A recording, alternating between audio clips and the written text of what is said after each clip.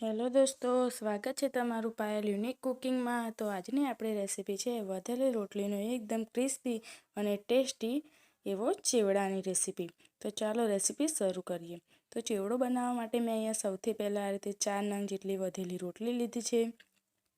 તો હવે આપણે આ રોટલીને આ રીતે પાટલા ઉપર મૂકી અને તેના 2 ભાગ આ રીતે આપણે કરી લઈશું વચ્ચેથી। આ રીતે તેને સારી રીતે આપણે 2 ભાગમાં ડિવાઈડ કરી લઈશું। તો આ રીતે મેં રોટલીને વચ્ચેથી કાપું કરી અને તેને 2 ભાગમાં કટ કરી લીધી છે। તો આપણી રોટલી સારી રીતે કટ થઈ ગઈ છે। તો હવે આપણે આ રીતે એક ભાગને લઈ લઈશું અને તેના આ રીતે આપણે ચાકુની મદદથી આ રીતે પતલા પતલા સ્લાઇસમાં આપણે રોટલીના પીસ કરી લઈશું। આપણે રોટલીના પીસ આ રીતે પતલા જ રાખવાના છે। જાડા પીસ કરીશું તો આપણી રોટલી ક્રિસ્પી નહીં થાય તળતી વખતે। તો આ રીતે આપણે તેને પતલા પતલા પીસમાં કટ કરી લેવાની છે। તો આ રીતે મેં બધી જ રોટલીને પતલા પતલા પીસમાં કટ કરી લીધી છે। તો આ કેવડો ખાવામાં એકદમ ટેસ્ટી તૈયાર થાય છે। તો તમે પણ રેસીપી જરૂરથી ટ્રાય કરજો અને મારા વિડીયોને એન્ડ સુધી જરૂરથી જોજો। તો મેં આ રીતે બધી જ રોટલીના પીસને કરી લીધા છે પતલા પતલા સ્લાઇસમાં પીસ। તો ચાલો હવે ચેવડો બનાવી લઈએ। તો સૌથી પહેલાં મેં અહીંયા તેલ ગરમ થવા રાખી દીધું છે અને આપણું તેલ સારી રીતે ગરમ થઈ ગયું છે। તો તેમાં આપણે આ રીતે 1 વાટકી જેટલી સીંગ લઈશું અને તેને ક્રિસ્પી ગોલ્ડન ના થાય ત્યાં સુધી આપણે તેને ક્રિસ્પી કરી લેવાની છે। સારી રીતે તળી લઈશું અને આ સીંગને આપણે એકદમ બ્લેક નથી કરી દેવાની। આપણે તેમાં થોડો ગોલ્ડન કલર આવે એટલે આપણે તેને તરત જ તેને અલગ કરી લઈશું, નહીં તો આપણી સીંગ બ્લેક થઈ જશે તો તેનો સ્વાદ આપણા કેવડામાં સારો નહીં આવે। તો આ રીતે તેને હલાવતા જઈ અને તેને સારી રીતે થોડી ગોલ્ડન થાય ત્યાં સુધી આપણે તેને ફ્રાય કરી લેવાની છે।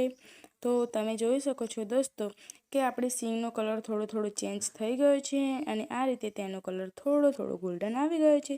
તો આ રીતે ઝારાની મદદથી તેને કાઢી અને એક પ્લેટમાં આ રીતે તેને અલગ કરી લઈશું। તો આ રીતે મેં બધી જ સીંગને કાઢી લીધી છે। તો હવે આપણે તે જ તેલમાં આપણે કટ કરીને રાખી છે રોટલી તેને આપણે એડ કરી દઈશું અને તેને સારી રીતે ક્રિસ્પી ગોલ્ડન થાય ત્યાં સુધી આપણે તેને તળી લેવાની છે। આપણે ગેસની ફ્લેમ મીડિયમ ટુ હાઈ રાખવાની છે। આપણે એકદમ હાઈ ગેસ નથી રાખવાનો, નહીં તો આપણી રોટલી બળી જશે। તો આ રીતે તેને અલટાવતા પલટાવતા જઈ અને તેલમાં સારી રીતે ક્રિસ્પી થાય ત્યાં સુધી આપણે તેને તળી લેવાની છે। રોટલી એકદમ આપણે ક્રિસ્પી થાય ત્યાં સુધી જ તળવાની છે। રોટલી પોચી રહેશે તો આપણો ચેવડો સારો નહીં બને। તો આ રીતે આપણે તેને ક્રિસ્પી થાય ત્યાં સુધી સારી રીતે તળી લઈશું। તો રોટલીનો કલર આપણે થોડો ચેન્જ થવા માંડ્યો છે અને તે એકદમ સરસ ગોલ્ડન તેનો કલર આવી ગયો છે। તો આ રીતે તેને ચમચાની મદદથી આ રીતે લઈ અને છારામાં લઈ લઈશું અને તેનું બધું જ તેલ આપણે અલગ કરી અને તેને સારી રીતે આપણે કાઢી લઈશું। તો આ રીતે બધું જ તેમાંથી તેલ કાઢી લેવાનું છે અને હવે આપણે તેને એક પ્લેટમાં કાઢી લઈશું। તો આ રીતે મેં બધી જ રોટલીને સારી રીતે તળી લીધી છે, એકદમ સરસ ગોલ્ડન કલર આવે ત્યાં સુધી તેને આપણે ફ્રાય કરી લીધી છે। તો હવે આપણે આ બધી જ વસ્તુને એક આ રીતે મોટા વાસણમાં લઈ લઈશું અને તેમાં 1 ચમચી જેટલો દળેલી ખાંડ, અડધી ચમચી જેટલું આપણે તેમાં લાલ મરચું પાવડર અને સ્વાદ અનુસાર આપણે તેમાં મીઠું નાખીશું।